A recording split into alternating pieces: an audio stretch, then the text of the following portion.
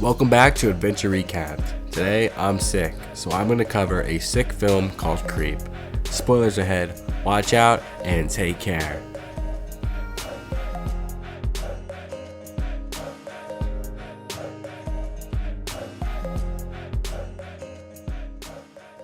Aaron is a freelance videographer. He explains to us that he's driving out to someone's home to film them for the day in exchange for $1,000. But the specifics as to what he's filming exactly were never disclosed. He arrives on time and knocks on the yellow door, but no one answers, not the door or the phone. So Aaron waits.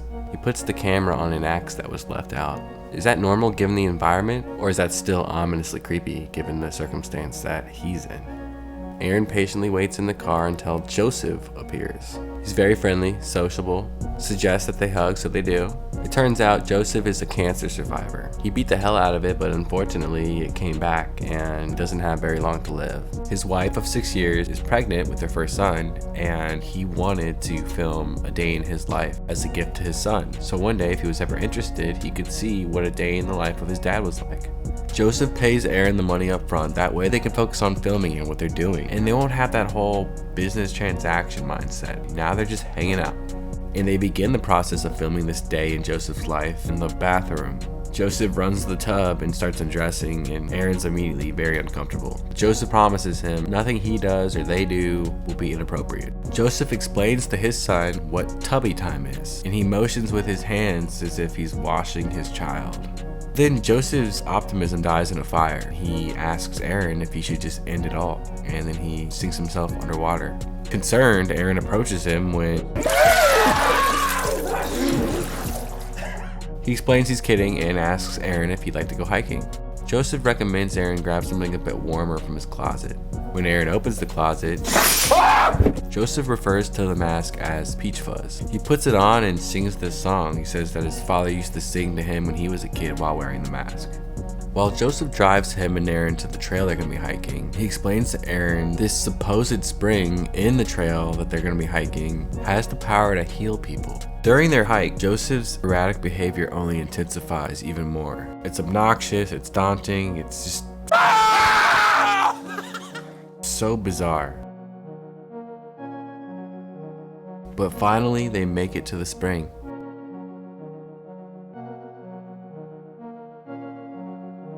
Joseph is thrilled, and he hugs Aaron again, and then he suggests that now they go to his favorite local spot to get pancakes and dig in. But at the restaurant though, Joseph opens up the menu and wonders out loud what might be good there.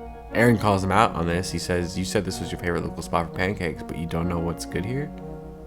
To which Joseph responds, "Look, they changed the menu." Joseph then randomly asks Aaron what he thought of the axe he left outside. Did Aaron think when he saw the axe that maybe Joseph was a murderer? Aaron playfully remarks that maybe at first he thought Joseph might be capable of something like that, but as he got to know him, he doesn't feel that way anymore. And that prompts Joseph to confess something. He shows him photos on his phone, photos of Aaron arriving at Joseph's house that he took from afar. It's really creepy. He says that he was simply trying to get to know Aaron before Aaron got to know him so he'd be less nervous. Aaron says it's creepy, but he forgives him. When they get back to Joseph's house, Aaron's ready to go, but Joseph convinces him to take a shot with him inside. "Hey, great idea, Aaron." Joseph asks if he can make another confession to Aaron, off the record, meaning please turn off the camera. Aaron pretends to, leaves the audio on, and we learn as Aaron learns that Joseph apparently assaulted his wife once. He was looking through their laptop and he came across some adult content involving animals that he knew his wife watched. So one day he took her to the vacation home, this home, the one they're in right now. They were having a good time. He pretended to go to work, but instead he went and bought Peach Fuzz. He came back to the vacation home wearing the mask and proceeded to tie his wife up and have his way with her. Joseph could tell two things. One, she enjoyed it. Two, she didn't know it was him, but she never once brought it up to him. On that note, Aaron says he's gonna leave, only he can't find his keys, and Joseph suggests he spend the night because he drank and it's dark, and for whatever reason Aaron agrees. But to hopefully ensure his safety, Aaron pours him and Joseph another drink and spikes Joseph's drink with vinegar. Well, that's a big one. Bottoms up? Bottoms up? All right, if you say so. When Joseph passes out, Aaron goes through his things, and then Joseph's phone rings, and the call ID would indicate that it's his wife. Aaron goes into the bathroom and answers the phone. She asks who Aaron is and where Joseph is. She tells Aaron that he needs to leave there, that her brother is not stable. Brother? Aaron finds himself terrified now. He leaves the bathroom and Joseph's no longer where he just was. Of course he's not. Aaron takes a look around and he finds Joseph on the front porch crying. Joseph tells Aaron that he's terrified of dying, but Aaron's not having it. He once again confronts Joseph about lying, says he knows that who Joseph referred to as his wife is actually his sister. Joseph immediately darts past Aaron, down the hall towards the front door. Aaron hurries after him only to discover Joseph donning the peach fuzz mask while blocking the door. Aaron rightfully tells Joseph that he's terrified and he just wants to go, and Joseph lunges at him. As he smacks into Aaron, the camera's knocked loose and it cuts out.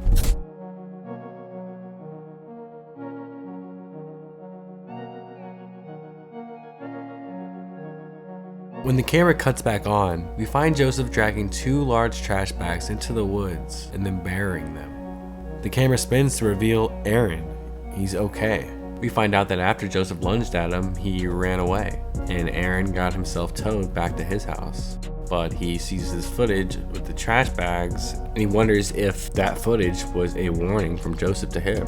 And he wonders if Joseph knows where he lives. Shortly thereafter, he gets a package in the mail.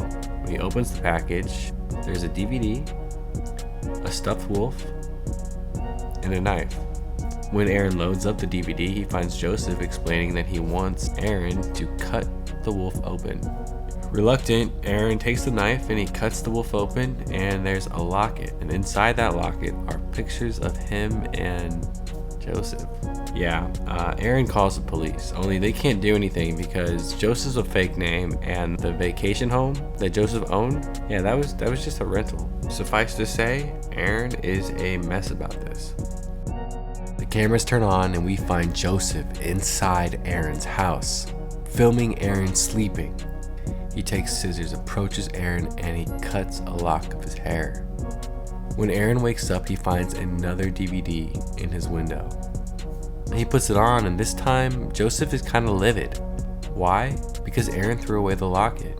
I mean, you can imagine how messed up Aaron has to feel right now, knowing the only possible reason why Joseph would know that he threw away that locket.